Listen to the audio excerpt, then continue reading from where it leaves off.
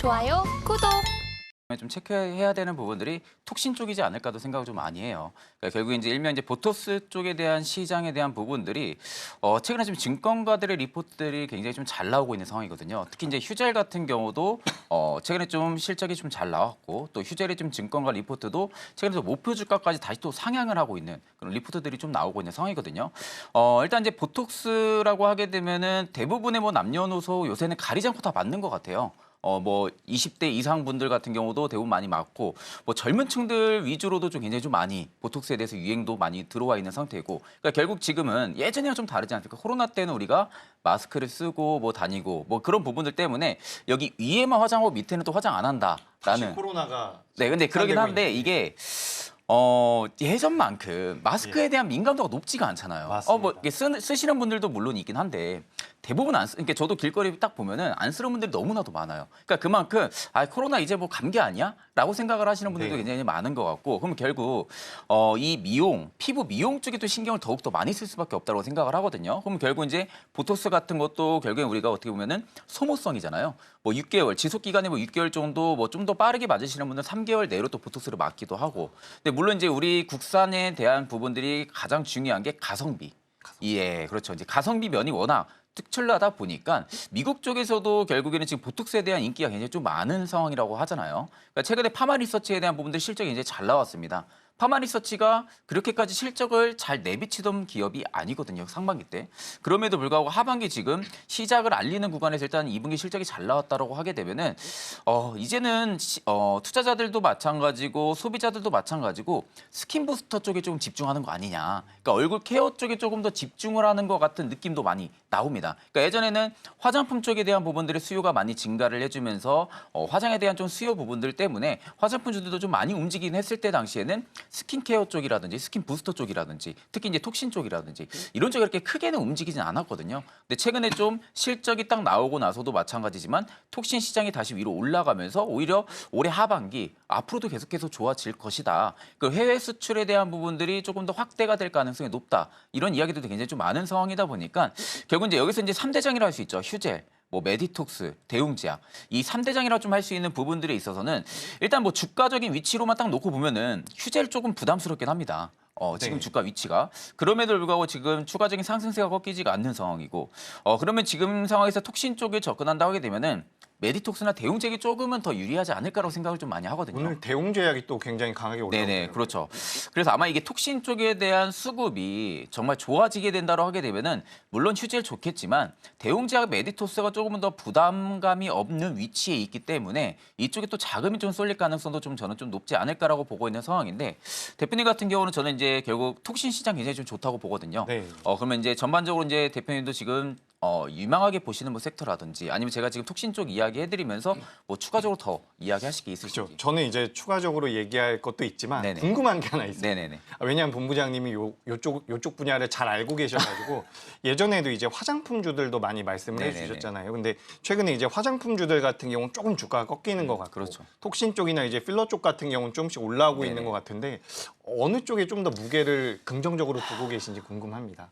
사실 두 개 다 저는 좋다고는 봐요. 네, 뭐 여전히. 결국 여전히 뭐 좋다고는 봅니다. 화장품도 저는 기회라고도 보기도 해요. 물론 이제 기회라는 단어를 굉장히 많이 쓰기는 하는데 그만큼 좋기 때문에 저는 계속해서 화장품 쪽이라든지 보톡스, 뭐 필러, 또 톡신 시장 쪽 같은 경우는 꾸준하게 봐야 된다 하는 게 우리가 예전에는 어떻게 보면 피부 미용이라든지 화장품 쪽은 잠깐 수급 들어오고 잠깐 네. 또 수급이 들어왔다가 다시 빠지고 그게 꽤 오랜 기간 동안 주가가 거의 뭐 바닥권에 위치를 해주고 있었거든요. 물론 이제 그때는 화장품은 대표적으로 중국에 대한 영향이 좀 컸기 때문에 뭐 그리고 톡신 시장이라든지 피부 미용 시장 같은 경우는 그렇게 해외 쪽에 대한 수출 성과가 가시화가 되어 있던 시기가 아니었어요. 그러다 보니까 에이 뭐 이런 기업들 뭐더러 봐 이런 좀 추세가 좀 많았었는데 지금 이 추세가 바뀌고 있는 상황이잖아요. 예. 실적도 지금 굉장히 화장품 기업들 개별적으로 굉장히 잘 나오고 있는 상황이고 보톡스 쪽도 마찬가지로 휴젤도 실적이 이제 잘 나오고 있는 상황이고 그러니까 결국엔 실적이 지금 잘 나오는 시즌이 들어왔다고 하게 되면은 해외 쪽에서 생각보다 인기가 굉장히 좋다라는 겁니다. 네. 그러니까 해외 쪽에서 가성비 면에 따라 가지고 인기가 굉장히 좋다라는 면이 지금 계속해서 기업들의 실적을 우리가 알 수 있는 부분들이기 때문에 저는 이게 오히려 시작이라고 봐요. 톡신 쪽 같은 경우는. 톡신이 그간 실적이 굉장히 잘 안 나왔잖아요. 예. 톡신 쪽 톡신 쪽에 대한 기업들의 실적이 잘 안 나왔다가 이제 막 실적이 불이 붙기 시작을 하고 있는 상황이고 그럼 과연 이 불이 쉽게 꺼질 것이냐? 라는 측면으로 접근을 한다고 하게 되면은 저는 오히려 톡신은 이제 좀 시작이지 않을까라고 네. 좀 개인적으로 생각을 좀 많이 하고 있습니다. 톡신 쪽에 대해서 굉장히 긍정적으로 네네. 저도 긍정적으로 보고 있기 네네. 때문에 굉장히 공감이 되는 이야기가 많았고 방금 전에 보니까 이제 코스피가 이제 상승폭을 조금씩 넓혀가네요. 네네네. 오랜만은 아니죠. 외국인들이 이제 장중에 코스피 현물 쪽에서 순매수 전환이 되면서 자금이 좀 들어오고 있습니다. 그리고 이제 우리나라 시장에서 오늘 좀 특징적인 부분들이 우크라이나 재건 관련주들이 변동성을 많이 보이고 있는데 사실 이게 트럼프가 앞서 나간다라는 소식이 좀 들렸거든요. 네네. 트럼프가 앞서 나간다는 소식이 들리면서 재건과 관련되어 있는 종목들이 변동성을 잘 키우고 있고 남북 경협과 관련되어 있는 종목군들도 변동성을 좀 상방으로 뭐 인디에프라든지 이런 기업들 변동성을 키우고 있습니다. 그리고 반대로 이제 해리스 쪽에서 수혜를 받았었던 종목군들이죠. 지금 신재생 에너지들 같은 경우는 뭐 HD 현대에너지 솔루션 같은 경우는 지금 낙폭이 크게 나오고 있는 부분들이 네네. 있거든요. 현재 우리나라 시장에는 어쨌든 미국의 대선이 많은 영향을 미치고 있는 것 같습니다. 그래서 제가 이 부분에 대해서 좀 말씀드리고 싶었고 우리가 이제 큰 호흡에서 본다라고 한다면 전 지금 우리나라 증시를 지배하고 있는 내용들이 몇 개 있다라고 생각을 하고 있어요. 하나는 제가 계속 말씀드리고 있는 금리 인하에 대한 부분들 그리고 또 한 가지 같은 경우는 원화 강세에 대한 부분이거든요. 근데 여기서 제가 투자 아이디어를 조금 드려보고 싶은 게 뭐냐면 아까 전에 이제 뭐 우리가 그 캐스터님의 브리핑에서 봤을 때도 오늘 부각이 되고 있는 탑3 테마 중에서 항공 테마가 오랜만에 들어가더라고요. 네네. 그래서 방금 전에 우리 마스크 이야기하고 코로나19 이야기할 때도 제가 이 코로나19가 다시 확산이 되면 항공주가 못 가지 않을까라는 생각도 아. 잠깐 해봤는데 지금 우리가 이렇게 좀 생각할 필요가 있습니다. 제가 아까 전에도 잠깐 말씀드렸죠. 만약에 달러 약세로 간다라고 한다면 우리나라 원화 강세로 진행이 될 가능성이 높죠. 그렇게 된다라고 한다면 항공주들 같은 경우는 수혜를 받을 가능성이 높아요. 근데 이것뿐만 아니라 최근에 이제 유가가 많이 밀려 내려온 상태에서 계속해서 횡보를 해준다라고 한다면 우리나라 항공주들 같은 경우는 수혜를 받을 가능성이 굉장히 높다라는 거죠. 그래서 지금 시장의 흐름이 굉장히 많이 바뀌고 있습니다. 우리가 불과 2달 전만 해도 3달 전만 해도 뭐 건설주들 같은 경우는 거의 쳐다보지도 않았거든요. 근데 최근 들어서 건설주라든지 이런 항공주들 같은 경우도 변동성을 계속해서 키우고 있는 부분들이 있기 때문에 저는 우리 시청자분들께서도 상반기 때 내가 생각했고 내가 좋겠다라고 생각했었던 종목군들에서 벗어나서 다른 종목군들도 좀 보시는 게 어떨까라는 말씀 좀 드리고 싶습니다. 그래서 지금 우리가 시장에 대해서 접근을 할 때는 금리 인하 쪽 그리고 워낙 강세 쪽에 대한 체크가 필요하다라는 부분이고 미국의 선거와 관련되어 있는 부분들로 인해서 테마주들이 좀 변동성을 키울 수 있지 않을까 이렇게 좀 말씀을 드리고 싶습니다. 근데 제가 이 항공주 조금만 더 말씀드려보자면 지금 대한항공이라는 기업이 있어요. 모두 다 알고 계신 기업이겠지만 이 대한항공이 아시아나항공과 이제 합병을 한다라는 이야기가 2021년도부터 있었거든요. 굉장히 오랜 시간을 거쳤지만 올해 10월 달이 되면 이제 합병이 결정이 될 가능성이 굉장히 높아요. 근데 이 대한항공이 전 세계에서 글로벌 대형 항공사들이 평균적인 PER 기준으로 따져봤을 때 7.6배 정도가 나온다라고 해요. 그 7.6배를 우리가 대한항공에다가 적용을 해본다라고 한다면 현재 적정 주가는 28,000원에서 3만 원 선입니다. 그렇기 때문에 현재 22,000원대에서 거래가 되고 있는 상황이기 때문에 전 대한항공 같은 경우는 좀 빠른 종목군들이 부담이 된다라고 한다면 좀 관심을 가져보시는 게 어떨까? 전 이렇게 좀 생각을 하고 있거든요. 그래서 대한항공 같은 항공주들도 이제 매크로적인 이유로 인해서 우리가 주가의 변동성을 좀 키울 수 있다라는 거죠. 제가 이걸 좀 굉장히 당부드리고 강조드리고 있는 이유가 지금 시장에서 금리 인하가 된다라는 부분들로 인해서 대다수의 종목군들이 변동성이 나오고 있어요. 뭐 뷰노라든지 루닉 같은 의료 AI 쪽에도 자금이 들어오고 있고요. 그동안 변동성이 없었던 로봇 관련주에서 뭐 SBB테커라든지 이렌시스 같은 경우도 자금이 들어오고 있거든요.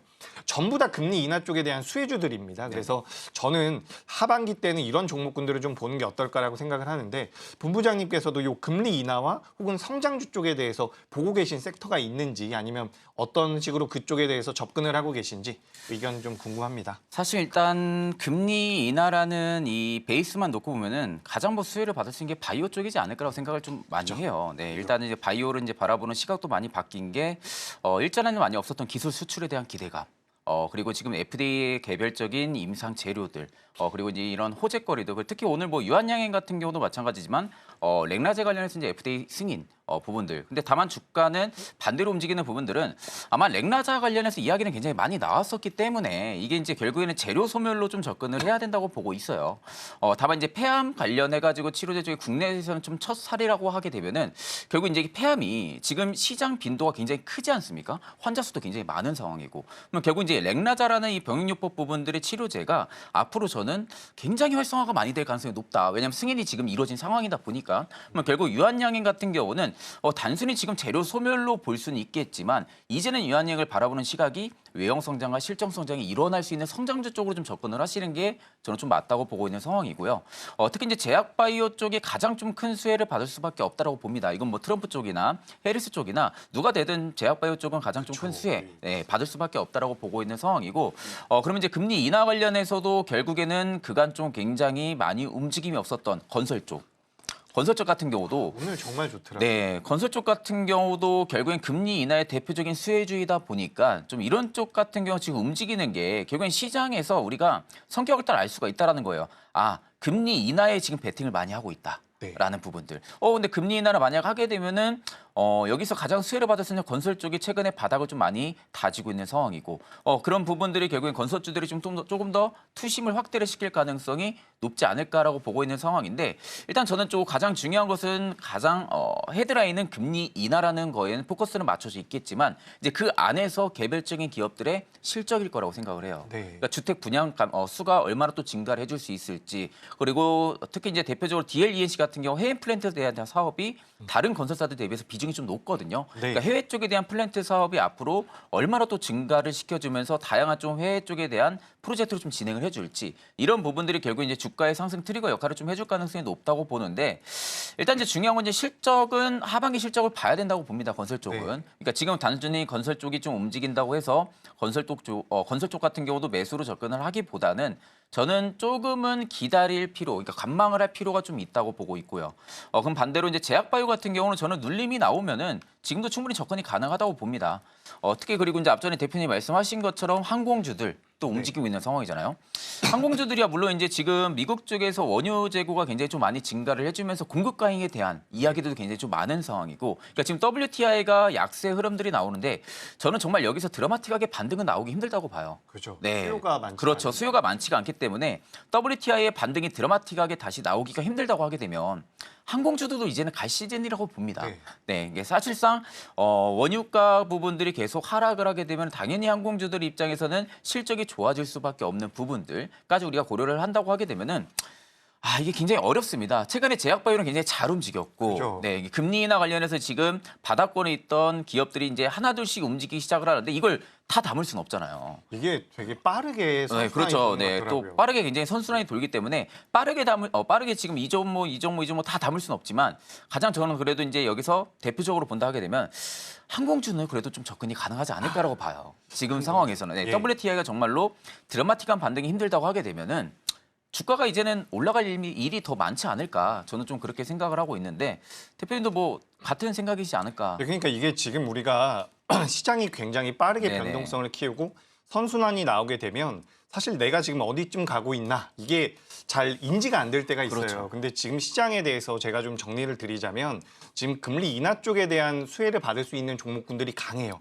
그러니까 금리 인하 쪽에 대해서 수혜를 받을 수 있는 종목군들을 매매하시는 게 필요하다라는 말씀을 드리고 싶고, 원화 강세 쪽에 대한 수혜를 받을 수 있는 종목군들. 그러니까 매크로적인 부분에선 이거 두 가지만 저는 좀 생각을 해보시면 좋을 것 같습니다.